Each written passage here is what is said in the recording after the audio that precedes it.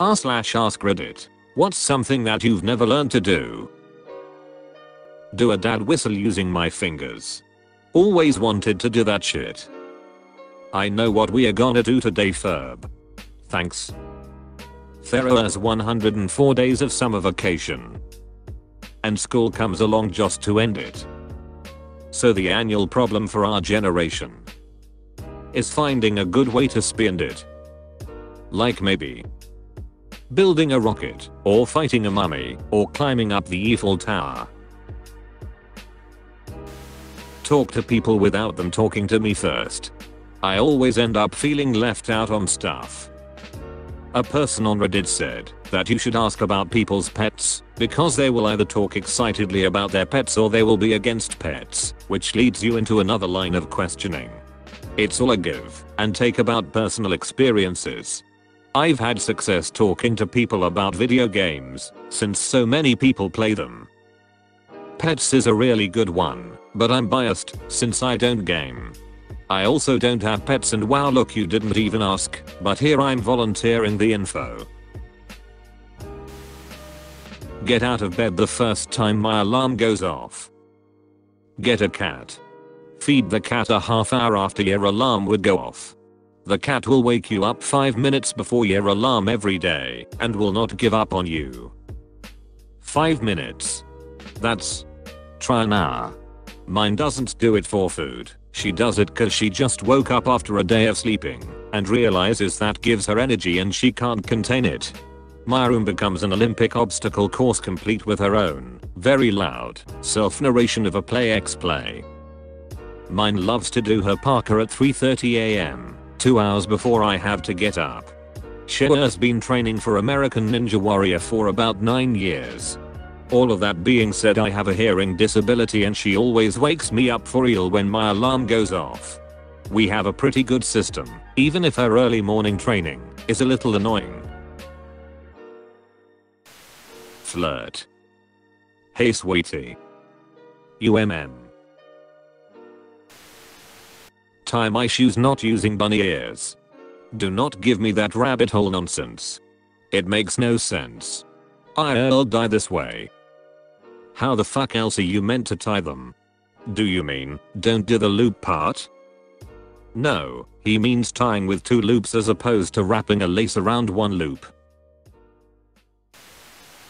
I was really good at writing and speaking French back in school. Had aspirations to become fluent in the language and never really followed through on those aspirations. Omelette du fromage.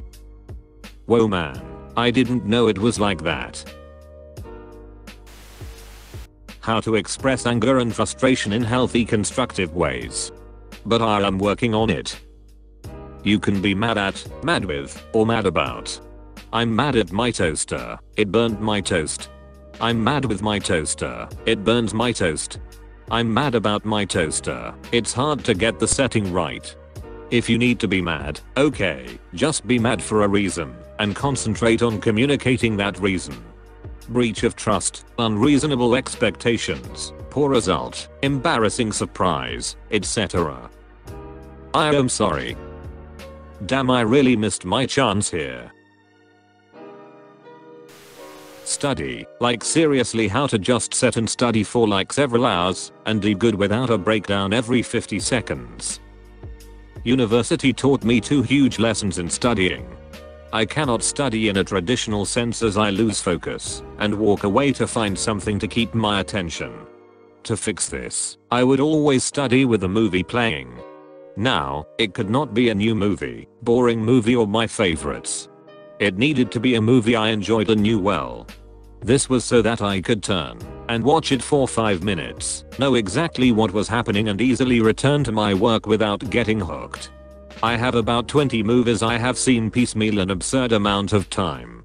This would allow me to study for hours and effectively, because the movie would occupy the portion of my mind that wasn't being taken by the work, and would prevent daydreaming / walking away to find a roommate. The second is that I could not learn and take notes at the same time. I can only do one, so I picked learning. I would show it to class and take out no paper or laptop and just listen. If there was a group problem, I would participate. This would be a terrible decision as some courses, but I took engineering, so anything my prof was teaching already existed in the textbook. Duplicating the textbook in my notes seemed redundant, so I focused on understanding the material from class, then pounding out problems at home. All this is to say, don't try to teach yourself to study like you think you should study. Figure out how your mind learns. First year for me was rough, but my grades improved through the years as I figured out how to learn. Best of luck to you. You're going to crush studying. How to deal with confrontation. My dad had anger issues when I was growing up, and he would scream at us. It was terrifying, and now as an adult I DK how to handle arguments with anyone. I just get so scared and anxious. I'm kind of the opposite. My mom was extremely angry and screamy growing up, and now I have trouble getting into an argument without losing my temper. I don't lash out physically, and I do my best not to verbally, but a mix of a certain tone and a raised voice just put my fight or flight at an instant 10. I'm working on it, but it's so embarrassing.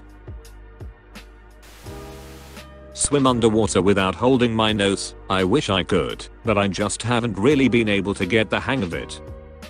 I was around 8 or so on a cruise when a older boy, around 11 or 12, saw me holding my nose when I went underwater in the pool, and he sat with me for a while and taught me.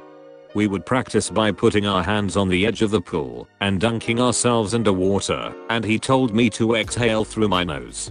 Over and over again until it stuck. Then, he swam with me. I'll never forget that boy and his kindness. If you're out there, sir, thank you. I still remember. Drive. Don't worry, most people who do drive apparently never learned either. Reminds me of Mike Walker. He came from Ontario, Canada. He had a learning license.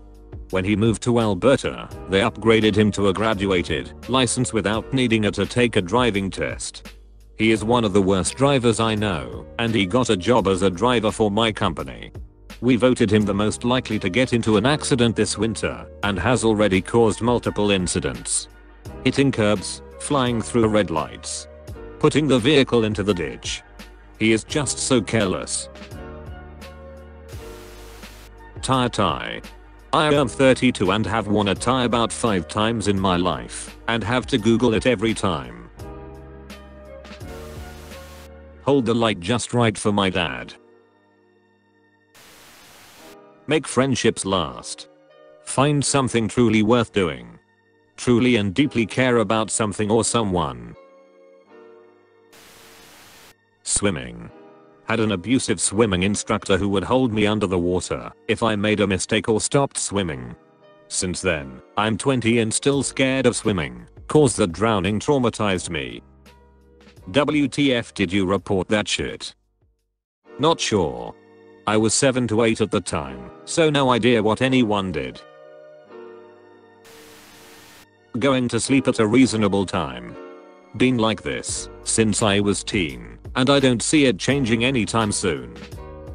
Been that way more or less since I could talk. I had a bedtime when really young, but I'd play or read in bed. Parents eventually gave up trying to force the issue. Sleeping just always seemed like a waste of time, especially at night when things were quiet and you could get stuff done. How to actually make friends as an adult.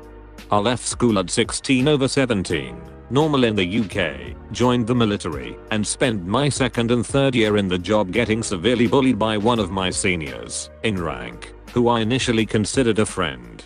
I haven't really trusted any adults, I'm 21 currently, in friendships since all of that kicked off. Lord knows that I try, but I don't think I'll be able to truly trust anybody for any time soon. If you ever see the signs of somebody getting bullied, please step in and do what you can to make it stop. It literally ruins lives. Hit up a gym that has classes. CrossFit, boot camp, etc. The thing with those type of gyms is that, if you're consistent in going at the same time, you eventually start talking to the same people who come at the same time. The reason why I say go to those type of gyms over a traditional style gym is because people that go to traditional type gyms usually don't like to socialize, while people that go to group style classes usually do. Never learned how to use chopsticks. Every time I go out to Asian restaurants I pray they have forks already at the table.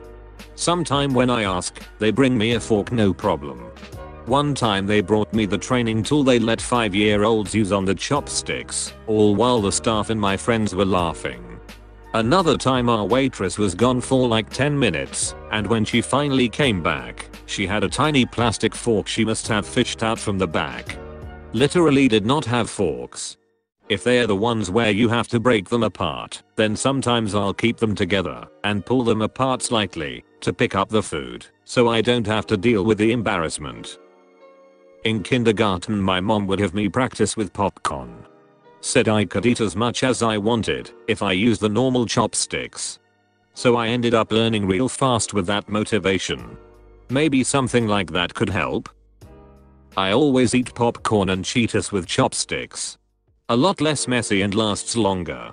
I learned as a little girl because when my family went out we always went to the Chinese restaurant since it was cheaper.